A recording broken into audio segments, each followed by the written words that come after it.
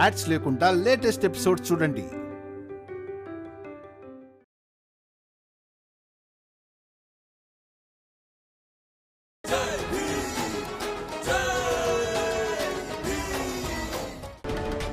నా మీద మీ ఇద్దరికి ఫిర్యాదులున్నాయి కదా, ఆ ఫిర్యాదుల్ని అలాగే ఉండనివ్వండి. ఈ ముసలి తండ్రి ఆ ఫిర్యాదులకి ఎప్పుడు సంజాయిషి ఇచ్చుకోడు, ఎప్పటికీ ఇవ్వడు.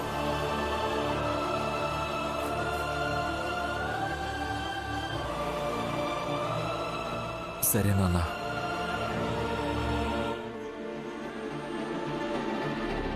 పద లక్ష్మి.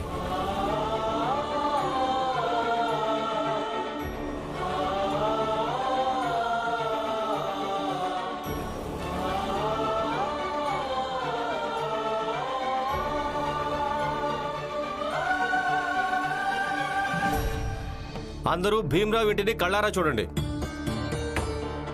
ఇక అర్థం చేసుకోండి, ఏ ఇంట్లో చదువుకున్న వాళ్ళు ఉంటారో ఆ ఇంటి పరిస్థితి ఎలా ఉంటుందో. మాట మాటికి ఏదో ఒకటి అంటూనే ఉంటావా? ఇందులోకి చదువు విషయం ఎందుకు వచ్చింది? వచ్చింది కదా బాబు, నువ్వింకా పిల్లాడివి, అర్థం చేసుకోలేవు. మేమంతా చదువురాని వాళ్ళం. ఇక్కడ చుట్టుపక్కల ఉన్న 20-30 ఇళ్ళని తిరిగిరా, అంతా చదువురాని వాళ్ళే. కానీ చదువురాని వాళ్ళుండే ఇంట్లోంచి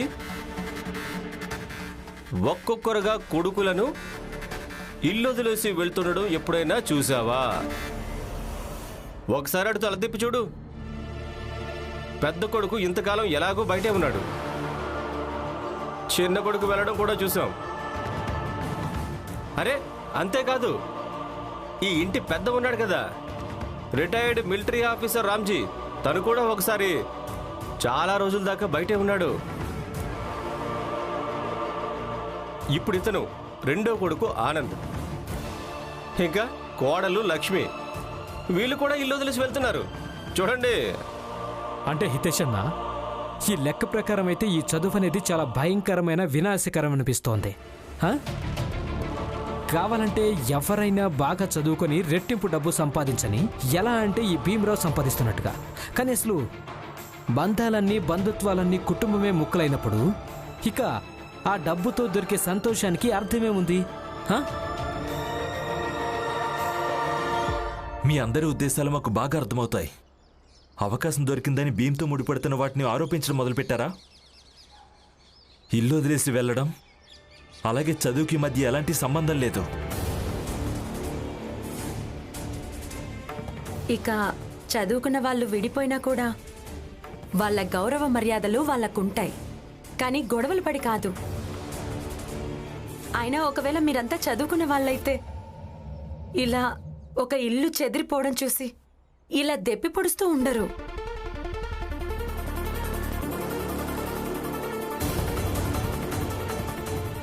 పద లక్ష్మి. ఆనంద్, లక్ష్మి, మీరిద్దరూ ఇక్కడే ఉండండి, నేను ఇప్పుడే వస్తాను.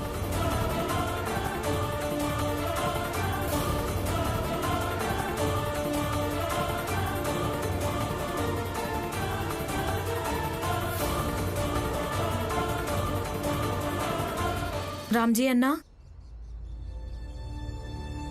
మీతో ఒక విషయం చెప్పాలి. ఏంటి చెప్పు. ఈ ఇంట్లో మిమ్మల్ని చాలా ఏళ్ల నుంచి చూస్తున్నాను. నేను మీ కుటుంబంతో కలిసున్నాను. ఇక ఒక మాట చెప్పాలంటే, మీ కుటుంబం ఉండడం వల్ల ఎలా అనిపిస్తోందంటే అంధకారంలో వెలుగున్నట్టుగా.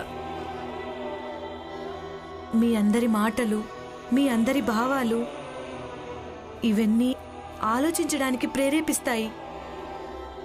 నేను పరిస్థితులను బట్టి ఒక్కోసారి భీమ్ పక్షాన ఉన్నా లేదా ప్రతిపక్షాన ఉన్నా సరే, నేనిది మనస్ఫూర్తిగా కోరుకుంటున్నాను. నా కొడుకు దీపక్ భీమ్ లాగా పూర్తిగా అవ్వకపోయినా సరే, కానీ కొంచెమైనా అవ్వాలని, దాంతో వాడి జీవితం, వాడి తలరాత మారుతుందని.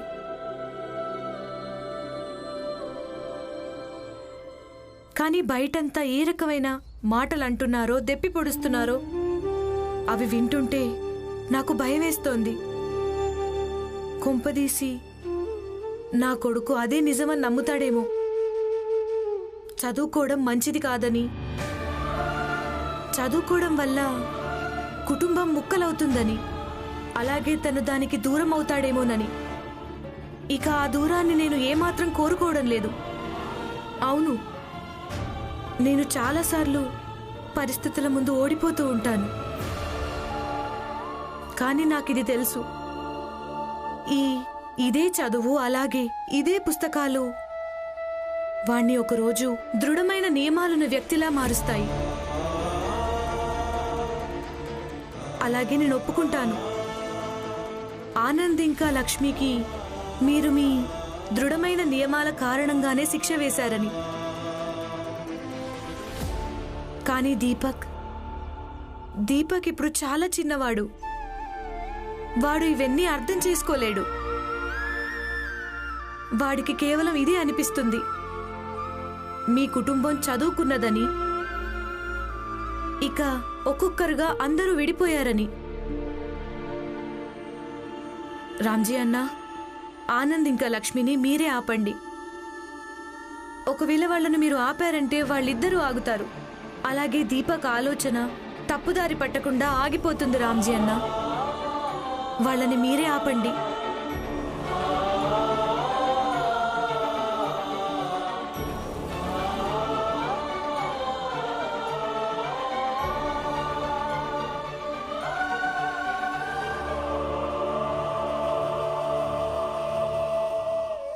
ఆనంద్ ఆగు.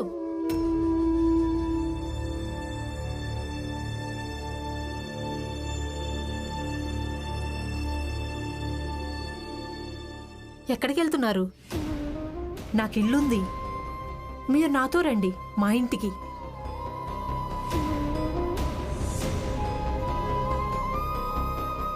వద్దు దలి అమ్మా, వదిలేయండి. ఎందుకు వదిలేయాలి? మాట్లాడుకున్నా ఇంటికి రండి. ఆనంద్ అన్నయ్య, మేం కూడా మీ ఇంటి పక్క వాళ్ళమే. ఒకవేళ పక్కింటి వాళ్ళే పక్కింటి వాళ్ళకు పనికి రాకుంటే ఇంకెవరు పనికి వస్తారు? లేదు, అలాంటిదేవీ లేదు నట్వర్. మరి ఇంకేం ఆలోచిస్తున్నావు? ఇవ్వు లక్ష్మి. ఇంకేం మాట్లాడకుండా ఇంటికి పదండి. రా తల్లి, రా.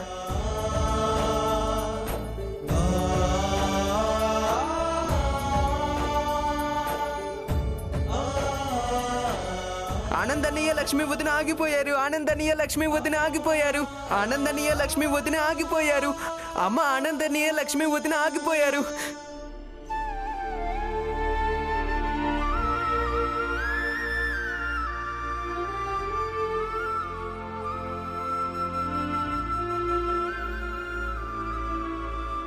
నాన్న, ఏమైంది? ఆనంద్ ఇంకా లక్ష్మి ఆగిపోయారు కదా, ఇక నువ్వు నాకేం చెప్పడానికి వచ్చావు? అన్నట్టు నేను చాలాసార్లు విన్నాను, నేను తప్పు చేశాను అని. అవును, నేను తప్పు చేశాను. ఇప్పుడేమంటావు?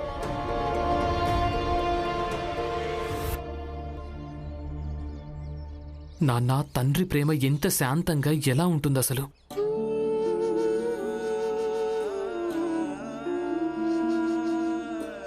ఆయన అందరి నుంచి దాక్కుని ఎందుకుంటాడు? ప్రతి ఒక్కరికి ఎందుకు అనిపించదు? నాన్న, తండ్రి ఎందుకని ఇలా ఉంటాడు? నేను అవన్నీ తెలుసుకోవడానికి వచ్చాను. నువ్వు ఏం మాట్లాడుతున్నావు నాకేమీ అర్థం కావడం లేదు. మీకు మొత్తం అర్థం అవుతోంది నాన్న. సరే, అయితే మరి మీరిలా చెప్పండి, ఇది అబద్ధమని మీరు దలియా అమ్మ ఇంకా నట్వర్ అన్నకు అలా చెప్పలేదు అని. ఆనంద్ ఇంకా లక్ష్మి ఇల్లు వదిలేసి వెళుతున్నప్పుడు వాళ్లను ఇక్కడే ఆపాలని.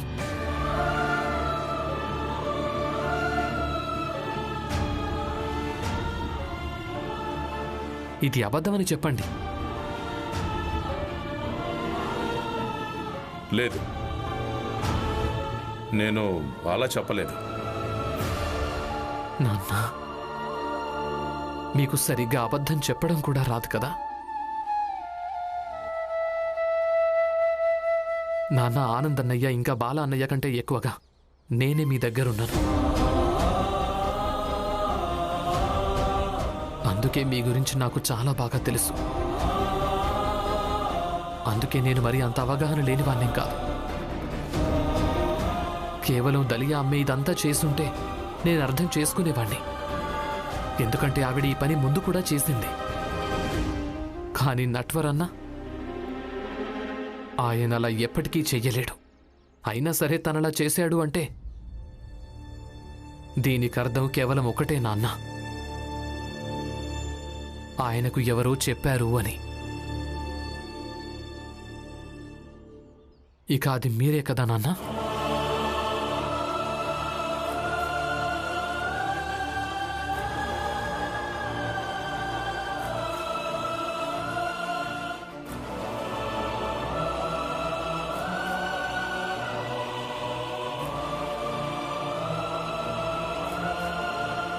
ఏడవకండి నాన్న.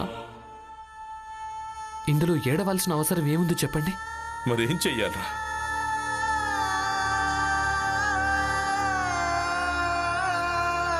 నా పెద్ద కొడుకు, రెండో కొడుకు నన్ను అపార్థం చేసుకుంటున్నారు. నేను జీవితం అంతా ఇదే కోరుకున్నాను, మనందరం కలిసి ఒకే ఇంట్లో ఉండాలని.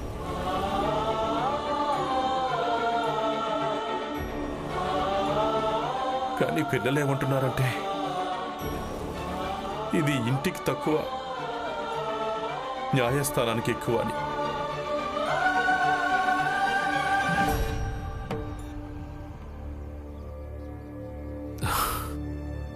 నాన్న,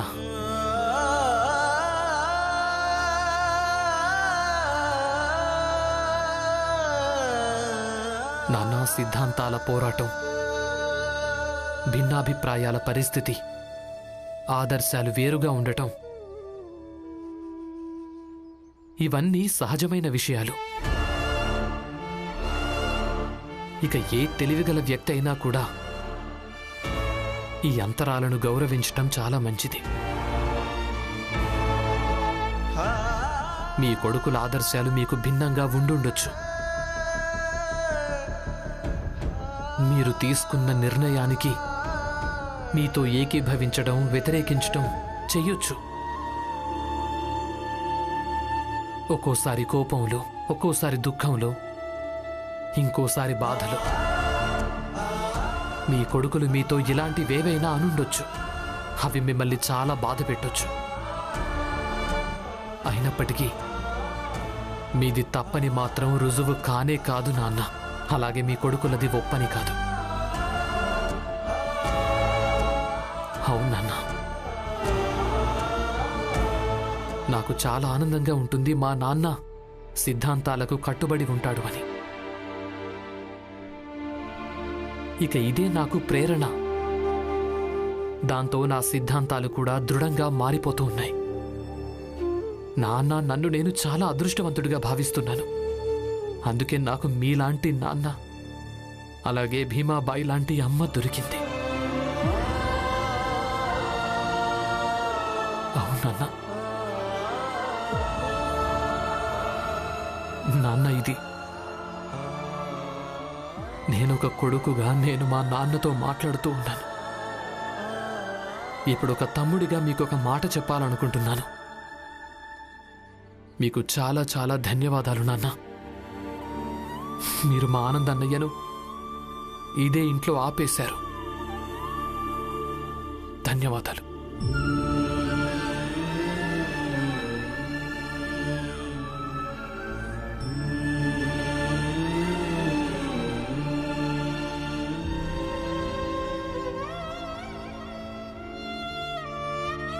అసలు నాకొక విషయం అర్థం కావడం లేదు.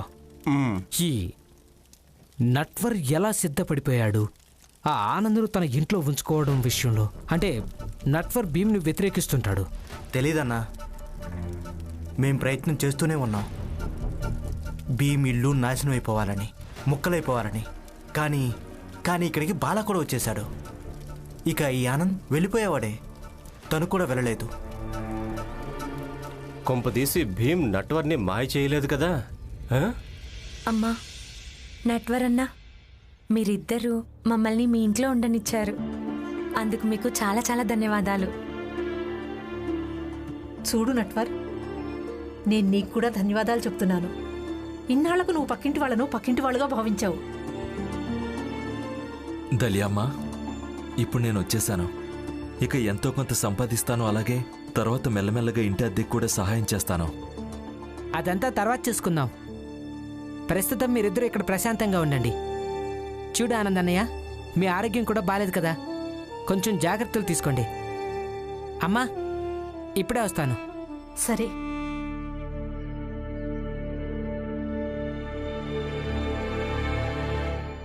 నట్వర్ ఇలా మాట్లాడడం వింటుంటే నాకు చాలా సంతోషంగా ఉంది. నా కొడుకు నట్వర్ కూడా కొంచెం మానవత్వం నేర్చుకుంటున్నాడని. రండి, మీ ఇద్దరు రండి.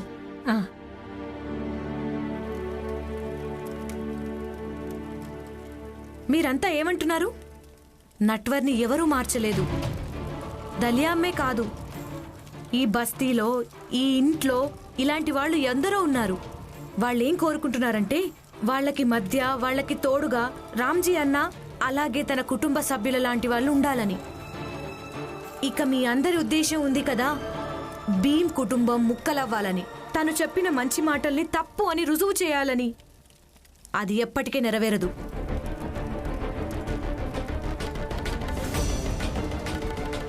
అసలు తనేమంటుంది? చాలా వింతగా ఉంది. నిన్నటిదాకా మనందరితో పాటు ఈమె గిరిమెంట్ కూలీగా మారడానికి సిద్ధంగా ఉంది.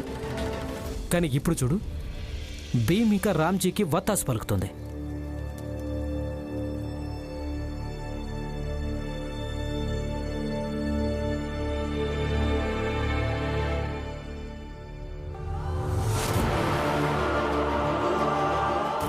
రామ్జీ బాబాయ్, అమ్మ నాకు చెప్పింది మీరు తనతో ఏం చెప్పారు.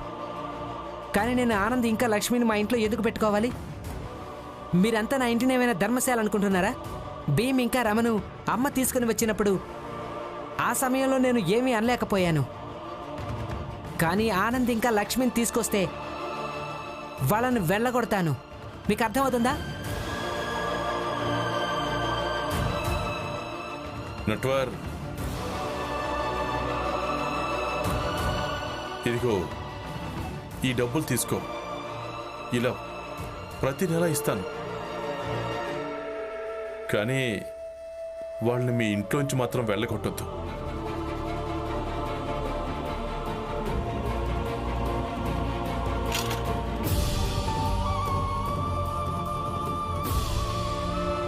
సరే. కానీ రామ్జీ బాబాయ్, ఒక్క విషయం గుర్తుంచుకోండి. ఈ విషయం నేను గాని మీరు గాని ఎవరికీ చెప్పద్దు. నేను చెప్పను. ధన్యవాదాలు.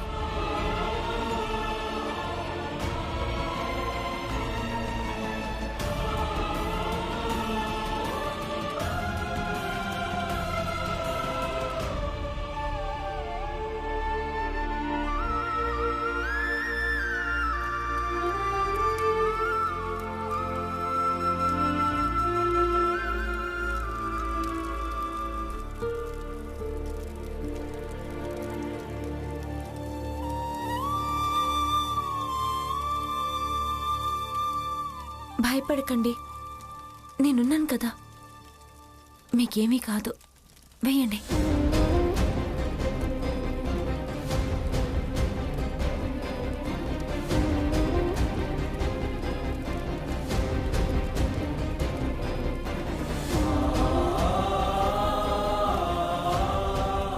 లేదు, ప్రతిసారి రమ వచ్చి నాకు ధైర్యం చెప్పదు. నాకు నేనే ధైర్యం చెప్పుకోవాలి. నేను ధైర్యం చేయాల్సి ఉంటుంది.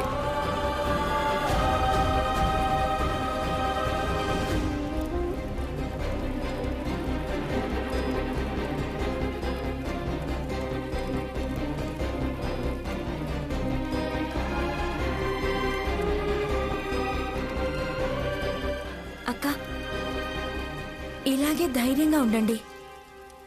ఏదో ఒక రోజు మీరు అన్నీ మార్చేస్తారు.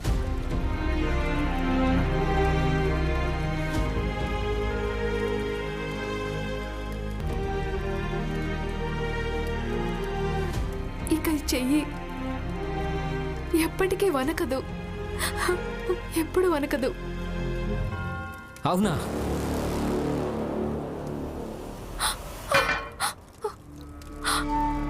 నీకు చాలా ధైర్యం వచ్చినట్టుందే.